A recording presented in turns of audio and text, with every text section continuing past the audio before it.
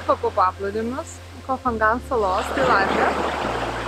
Saloje yra daugybė labai gražių paplūdimių ir mes nusprendėme juos apžvelgti.